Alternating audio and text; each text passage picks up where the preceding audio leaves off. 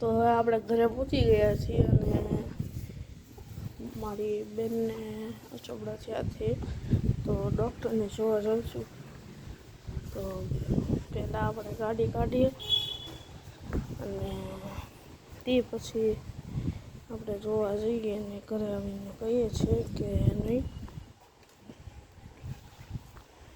તો આપણે પણ ગાડી કાઢવી ને જઈએ એક્ટિવા.